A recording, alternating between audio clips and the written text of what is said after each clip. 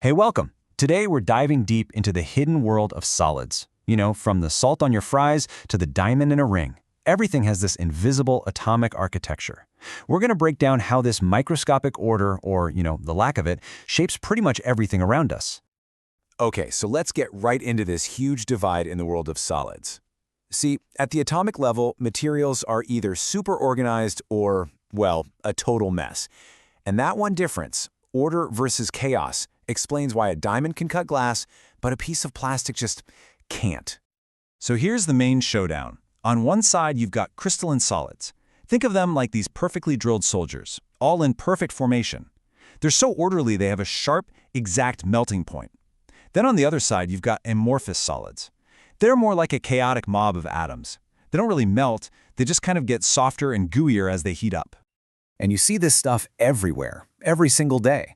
The salt on your table, that diamond, perfect examples of crystalline order. But the rubber in your tires, the plastic of your water bottle, even the glass in your window, yep, that's just pure atomic chaos at work.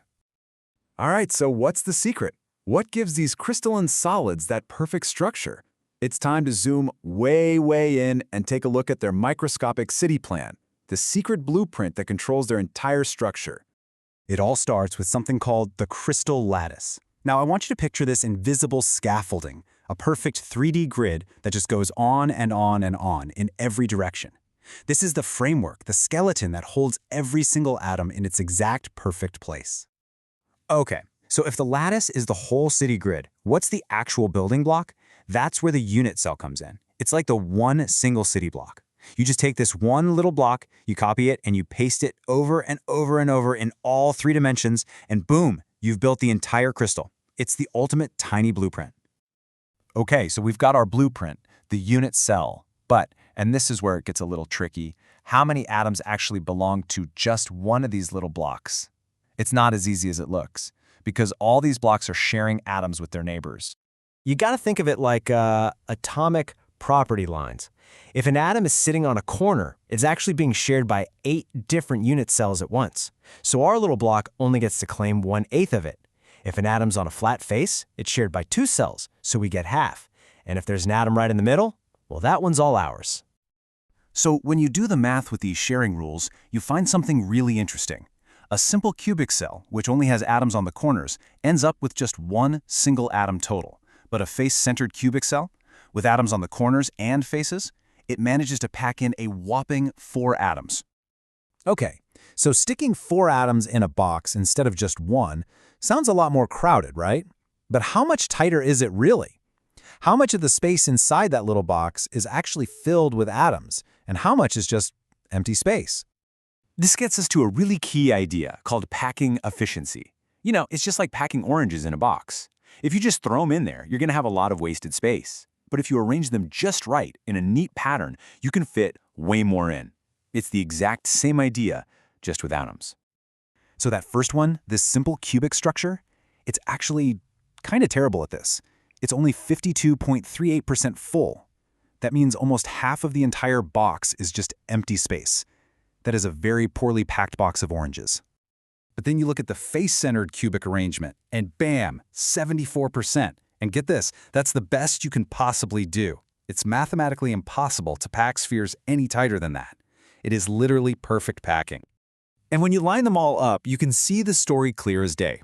You go from the kind of empty, simple cubic at 52%, up to the much better body-centered at 68%, and then you hit the absolute peak, the most efficient packing possible, with face-centered at 74%.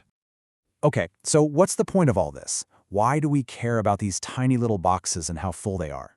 Well, here's the payoff. We can take all this microscopic info and use it to figure out a real-world property you can actually measure, the density of the material itself.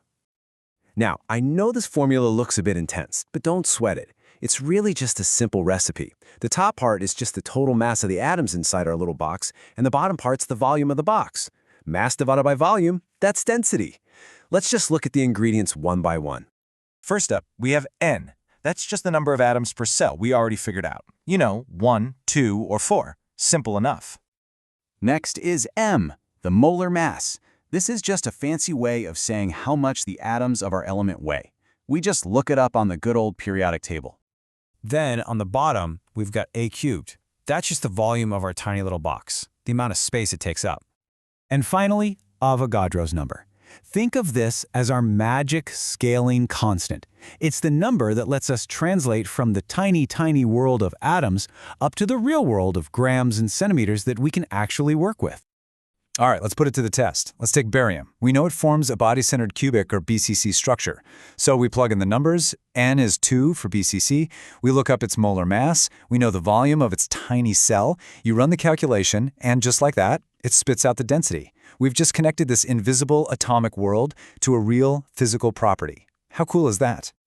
So let's just quickly recap the big ideas here. The entire world of solids is basically split in two: the ordered crystalline folks and the random amorphous folks. That perfect crystalline order is built from tiny repeating blueprints called unit cells. And the type of blueprint, SC, BC, or FC, determines everything, from how many atoms get packed in, to how tightly they're packed, all the way to the final density of the material you can hold in your hand. And that really leaves us with this incredible mind-bending question. This isn't just about understanding the stuff we already have. This is the playbook for designing the materials of the future. If we can control the blueprint, we can control the properties. So what amazing new materials could we start to engineer if we build them literally atom by atom? Thanks for diving in with me.